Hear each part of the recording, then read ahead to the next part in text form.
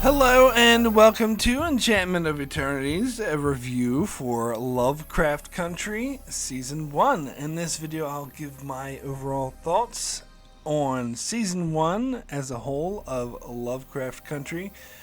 So I have to start with a spoiler warning for all of Lovecraft Country up to the very end of Season 1. If you haven't seen all of Season 1, you will not want to watch this video, otherwise some things will be spoiled for you. So this was an interesting show. Like, I kind of heard about it when the first couple episodes aired, but it wasn't really on my radar. But then I kept hearing more about it. I heard some specifics about the first episode that sounded really intriguing to me. So I think around the time episode 3 was airing, I decided to give it a shot. And I watched all 3 episodes in a row, and I was impressed. So I kept watching. Now, I wouldn't say I think this show is a masterpiece. I think it's kind of not really my style, because it deals a lot with like magic and very mystical things and sorcerers and people casting spells and and monsters and all that kind of thing. And to be perfectly frank, I'm not really into that kind of genre, but I did really enjoy this show because it puts a really big spin on it. In fact, like it's very creative with its format. It's really tight writing, really tight acting, but it's an interesting twist. From my perspective, this show does play out a lot like your sort of classic monster or spell or horror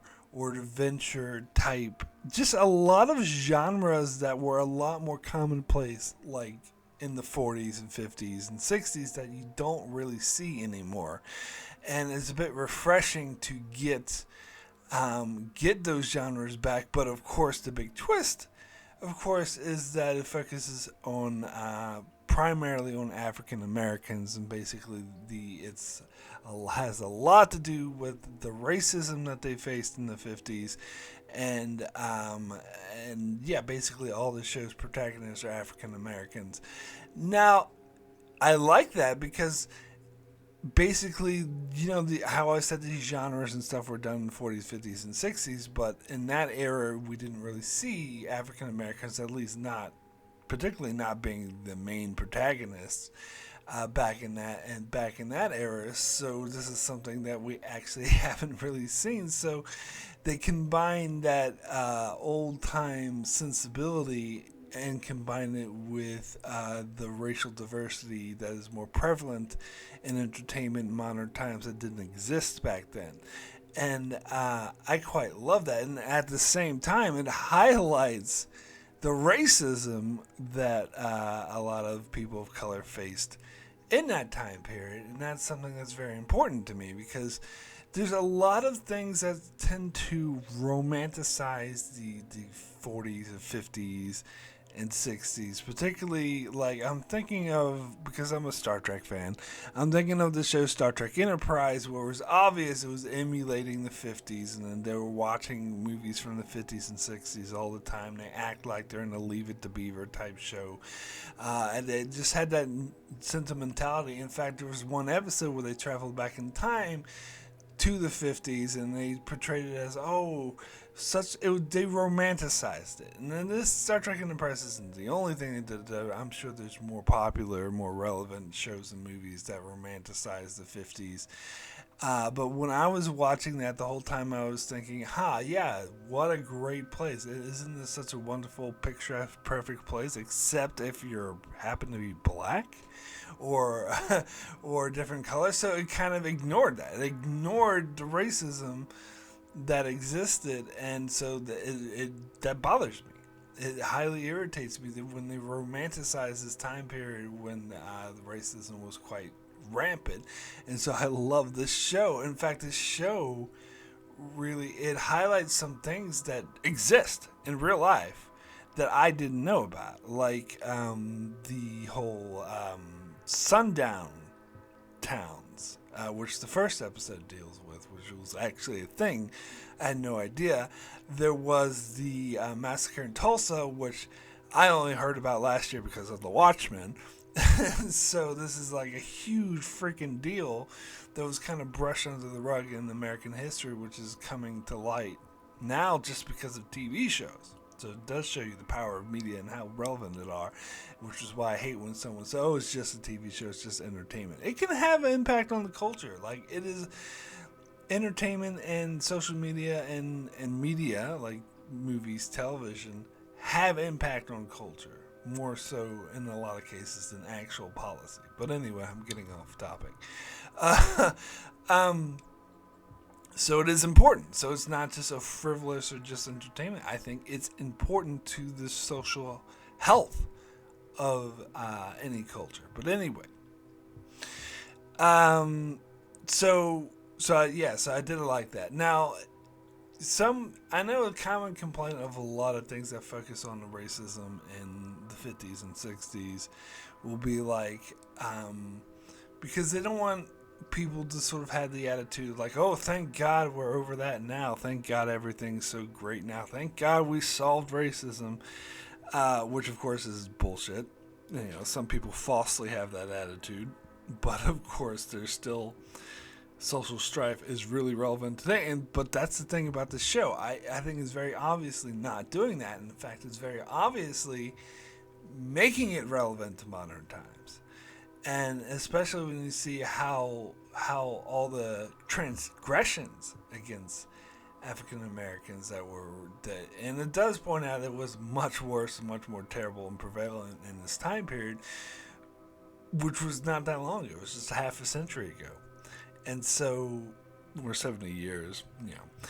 But that is still relevant, and that it sort of highlights and really makes important the need for to pay attention to the social injustice that currently exists now, rather than saying, "Oh, thank God we solved it now." I think it very much makes it clear that even though it is pointing out it was worse back then, it's still bad now, and the fact that it was so terrible back then is still relevant today, and something that should be remembered.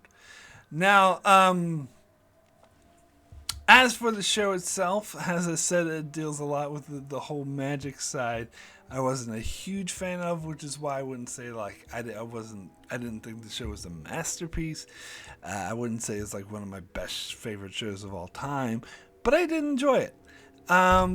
What's interesting is that each episode tends to have its own genre. Now, I heard that this show was based off of something, and originally I thought it was a comic book. To me, that made the most sense, but apparently it was a novel. And I've heard some people say they didn't like the novel or whatever. Some people compare it to the novel. I've never read it, so I couldn't say. But the reason why a comic book made more sense to me, because each episode seems like its own. It has its own style, its own tone. It seems to go its own thing. So it's hard for you to imagine that this whole story was just contained in one novel, because it changes from tone very drastically from episode to episode. Now, maybe that's an invention of the show, and the novel's totally different, and the novel's a bit more uniform. But it would have made sense for me that it would have been a comic book series or a limited series, and each episode would be based off a comic book, because it would make more sense that each comic book would have a different tone. Now, this is serialized in the sense that it tells one story. The season tells one story. Each episode is a chapter in that story. But it also has a really strong episodic feel, because, as I said, each episode seems to have its own particular style and tone, and really differentiates itself from the other episodes. If I try to name like a genre to each episode, like the first episode, Sundown, was flat out your sort of it. I want to call it like suspense. It was suspense dealing with racism. So there was a bit of monster and magic at the very end, but mostly dealing with the racism in the sundown towns and whatnot.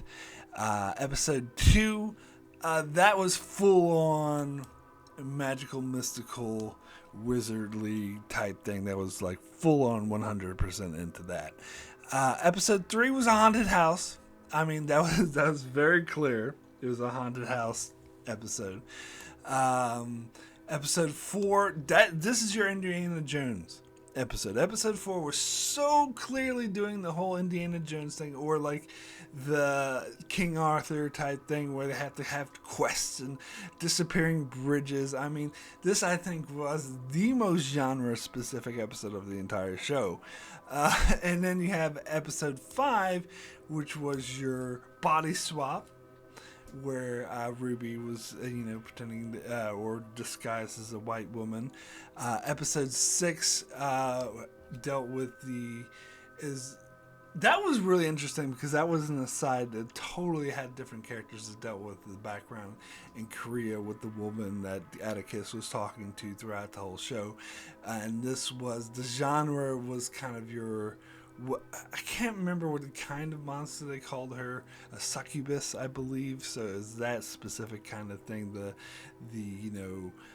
woman who has sex with men and kill him, to kill them. That type of genre. So that was very specific. This really goes off the rails. Episode 7 is the time travel / parallel universe. Is like a multi-universe time travel machine that it's really fantastic. It almost seems like a completely different genre than the rest of the show so far. Jigaboo was your possession exorcist type episode 8. That was your exorcist possession type episode.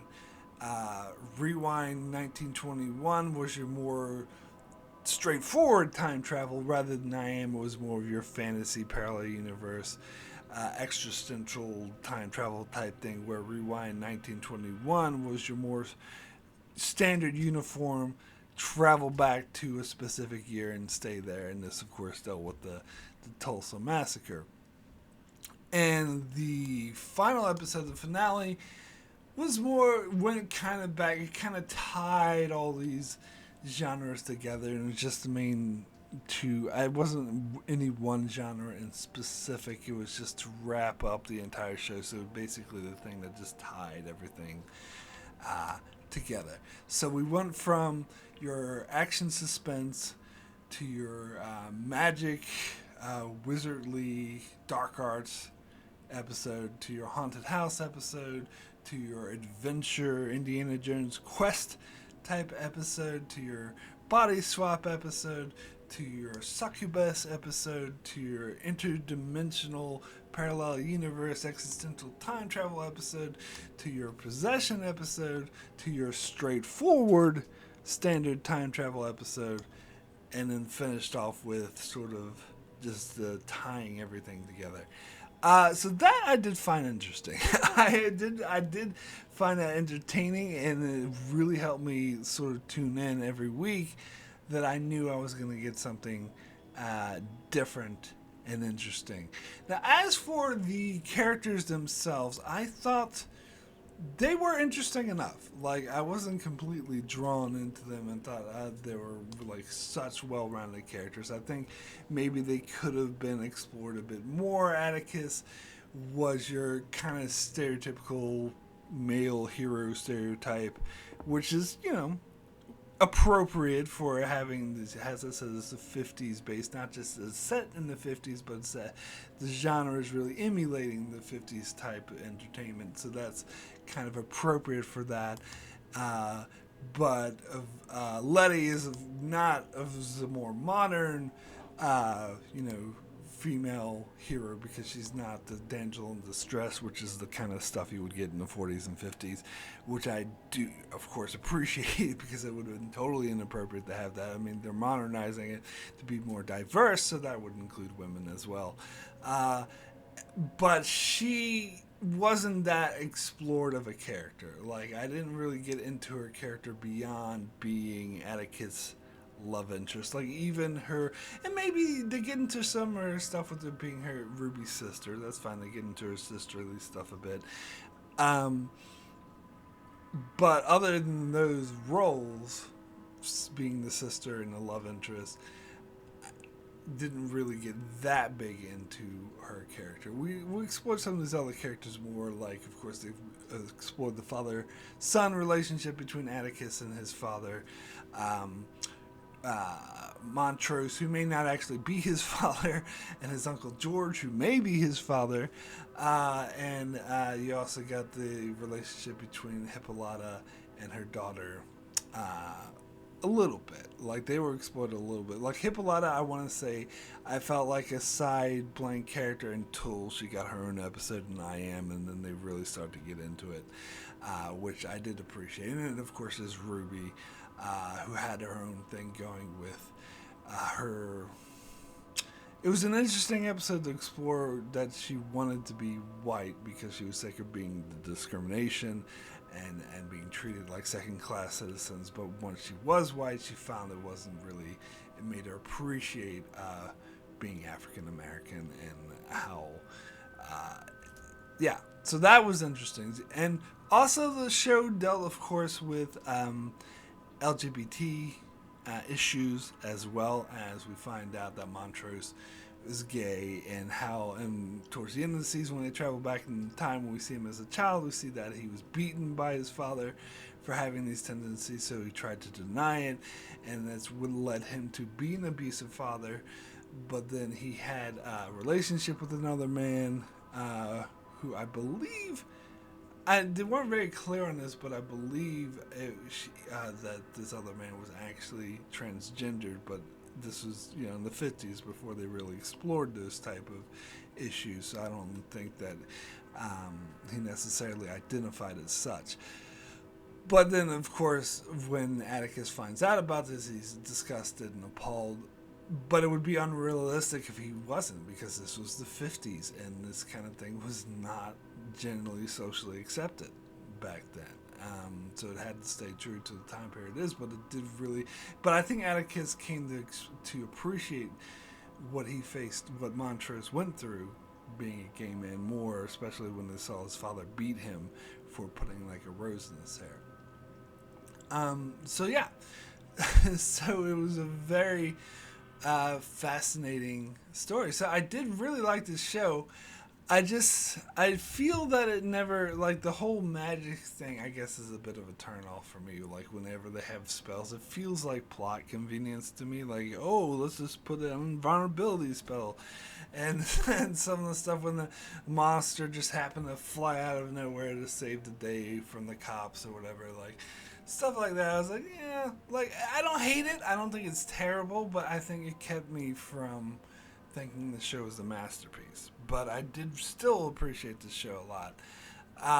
It was Jordan Peele and J.J. Abrams are named as executive producers, so they didn't create the show. They're not the showrunners. If I can look up the name of the showrunner, Misha Green is the showrunner, and there's a lot of creative minds behind it. But basically, those big names, J.J. Abrams and Jordan Peele, was sort of just attached. I'm sure that they supported the project financially and helped it through, but they weren't really necessarily involved in it. But this show really does have the same sort of feel and tone of both of those creators, so I can see why they would support it, and I wouldn't be surprised me if the creators of this show or the author of the novel were inspired by those creators and maybe reached out to them to be involved. And of course they saw how talented this cast was and the creators behind it, and they decided to support it. That's just my guess.